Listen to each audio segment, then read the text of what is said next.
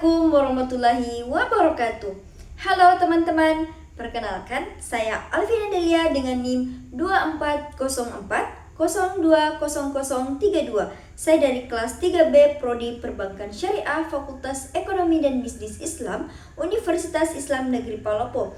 Jadi, saya akan menjelaskan tentang prosedur audit, yaitu penilaian kesehatan bank syariah. Nah, video ini saya buat untuk memenuhi tugas mata kuliah Auditing Perbankan Syariah. Selamat menyaksikan. Halo semuanya, kali ini kita bakal bahas topik yang mungkin kedengaran serius nih, tapi sebenarnya penting banget buat dipahami. Bagaimana cara ngecek kesehatan sebuah bank syariah dan apa saja sih yang dinilai? Bayangin saja nih, bank itu kayak tubuh kita. Kalau mau tahu sehat atau tidak, kita perlu cek darah, tekanan, kondisi organ, gaya hidup, sampai pola makan. Nah, bank juga gitu, butuh penilaian penyeluruhan biar bisa beroperasi dengan baik dan dapat dipercaya oleh masyarakat. Nah, kita akan masuk pada dasar-dasar konsep kesehatan bank. Apa sih artinya bank disebut sehat? Jadi, menurut para ahli, bank sehat itu adalah bank yang bisa jalanin operasionalnya dengan normal, bisa penuhi semua kewajibannya dan patuh pada aturan yang berlaku. Jadi bukan cuma soal duit banyak, tapi juga sistem, manajemen, dan kepatuhannya. Nah, bank sehat itu harus bisa kayak menghimpun dana dari masyarakat dan lembaga lain, mengelola dana yang baik, menyalurkan dana ke masyarakat dalam bentuk pembiayaan ataupun kredit. Nah, selanjutnya itu kayak bayar kewajiban ke nasabah, karyawan maupun pemilik modal, dan patuh sama aturan Bank Indonesia. Jadi ada nih cara auditor ngecek bank, kayak prosedur auditnya. Jadi auditor itu ibarat dokter spesialis untuk bank. Mereka punya beberapa alat pemeriksaan buat memastikan semuanya itu beres. Nah, yang pertama itu inspeksi, yaitu mengecek dokumen fisik kayak laporan keuangan, kontrak maupun bukti transaksi. Yang kedua yaitu observasi, dilihat langsung proses kerja di bank, misalnya kayak cara layanan nasabah. Nah, yang ketiga itu konfirmasi, hubungi pihak luar buat mastiin data, misalnya konfirmasi saldo ke nasabah. Yang keempat itu tracking atau scanning, yaitu lacak transaksi dari awal sampai akhir, scan data yang mencurigakan. Yang kelima itu menghitung ulang atau hitung lagi angka-angka penting kayak CAR, NPF, BOPO. Nah, yang keenam itu teknik audit berbantuan komputer, pakai software buat analisis data besar. Tujuannya itu hanya satu ya, yaitu dapat bukti yang cukup dan akurat buat nilai kondisi keuangan. Nah, materi selanjutnya itu adalah indikator utama kesehatan bank, yaitu sistem CAMEL. Nah, ini dia kerangka utama penilaian kesehatan bank, disingkatnya itu CAMEL, yaitu C-nya itu kapital, yaitu permodalan. Modal itu tulang punggung bank. Kalau modal kuat, bank bisa bertahan saat resiko datang. Indikator utamanya itu CAR atau Capital Adequacy Ratio. Rumusnya itu modal bank dibagi dengan aktiva tertimbang menurut resiko atau biasa disebut ATMR dikali dengan 100. Minimal itu 8%. Kalau di bawah itu artinya modalnya tipis. Jadi resiko bangkrutnya itu lebih besar. Nah, yang kedua itu asset quality atau kualitas aset. Aset terbesar bank biasanya berupa pembiayaan atau kredit. Ini harus dijaga kualitasnya. Nah, kategorinya itu lancar, kurang lancar, diragukan, macet. Nah, semakin banyak yang macet, semakin sakit banknya. Indikator utamanya itu NPF atau non-performing financing. Rumusnya itu pembiayaan bermasalah dibagi dengan total pembiayaan dikali dengan 100%. Idealnya itu di bawah 5%. Nah, yang ketiga yaitu M, yaitu manajemen.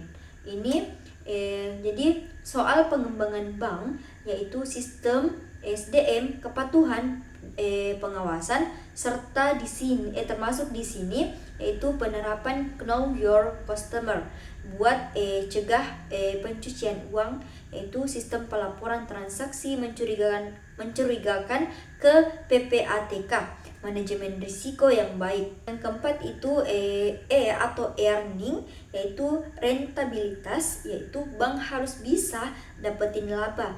Indikator utamanya itu ROA atau return on aset. Rumusnya itu laba bersih setelah pajak dibagi dengan total aset dikali dengan 100. Semakin tinggi ROA artinya aset dipakai dengan efektif buat hasilin labanya. Nah, yang kelima yaitu ada L, liquidity atau likuiditas. Bank harus punya cairan dana tunai ataupun aset mudah cair buat bayar kewajiban jangka pendek. Indikator utamanya itu FDR atau financing to deposit ratio. Rumusnya itu FDR, total pembiayaan dibagi dengan total dana pihak ketiga dikali dengan 100. Jadi kalau FDR terlalu tinggi artinya bank kurang liquid. Kalau terlalu rendah dananya menganggur. Nah, ternyata ada nih aturan main yang wajib dipatuhi. Jadi Bank Indonesia punya aturan ketat biar bank tetap sehat. Nah, yang pertama itu batas maksimum pemberian kredit atau BMPK. Jadi maksimalnya itu 20% dari modal untuk satu debitur yang tidak terkait dengan bank. Nah, maksimal 10% untuk pihak yang terkait dengan bank. Kalau melanggar bisa kena sanksi sampai pidana. Nah, yang kedua yaitu penyisihan penghapusan aktiva produktif. Ini semacam kayak dana cadangan buat nutupin resiko pembiayaan macet. Besarnya itu 0,5% untuk pembiayaan lancar, 10% untuk kurang lancar, 50% untuk diragukan, 100% untuk macet. Nah, yang ketiga yaitu restrukturisasi kredit. Boleh dilakukan, tapi jangan cuma buat manipulasi laporan. Harus dengan tujuan bantu debitur yang memang masih punya prospek usaha. Nah, yang keempat yaitu aturan usaha untuk bank syariah. Yaitu pertama, harus sesuai prinsip syariah, harus transaksi harus bebas riba, goror, dan maisir. Nah, ada Dewan Pengawas Syariah yang memastikan kepatuhannya. Jadi di sini itu ada rasio efisiensi dan dampaknya, yaitu BOPO atau beban operasional pendapatan operasional. Ini menunjukkan efisiensi bank. Rumusnya itu BOPO beban operasional dibagi dengan pendapatan operasional dikali dengan 100%. Semakin rendah BOPO artinya bank makin efisien. Kalau di atas 90% itu harus waspada ya. Jadi ternyata ada hubungan antara indikator dan profitabilitas. Nah, semua indikator tadi saling berkaitan dengan pengaruh profitabilitas atau ROA, di mana CAR dan FDR itu berpengaruh positif ke laba. Nah, sedangkan NPF dan BOPO berpengaruh negatif ke laba. Artinya, modal kuat dan penyaluran dana optimal, yaitu maka labanya naik. Banyak pembiayaan macet dan boros operasional itu labanya turun. Kalau bank sakit, apa yang Bank Indonesia lakukan?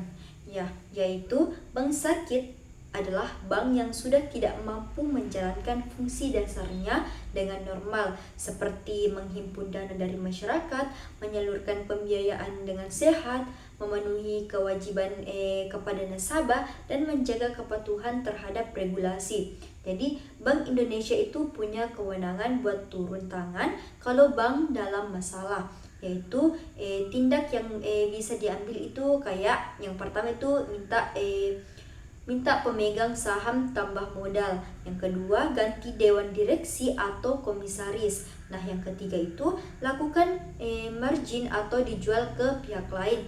Nah, yang keempat, cabut izin usaha dan likuiditasi kalau sudah parah. Jadi, BI juga bisa perintahkan audit khusus, minta laporan berkala, atau bahkan bubarin bank kalau dianggap membahayakan sistem perbankan nasional. Nah, jadi kesimpulan dari materi yang saya jelaskan yaitu menilai kesehatan bank syariah itu proses komprehensif yang digabungkan antara analisis angka atau kuantitatif pakai rasio-rasio kunci, penilaian kualitas kayak manajemen dan kepatuhan. Yang ketiga itu pengawasan ketat dari Bank Indonesia. Jadi bank yang sehat bukan cuma profitnya gede, tapi juga yang pertama itu aman dan stabil, patuh aturan, dikelola dengan baik, transparansi, dan dipercaya masyarakat. Jadi kesehatan bank itu fondasi dari kepercayaan publik dan stabilitas sistem keuangan kita. Kalau bank sehat, ekonomi juga ikut bergerak. Baik, mungkin itu saja yang dapat saya jelaskan.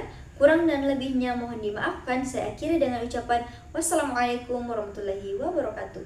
Bye-bye.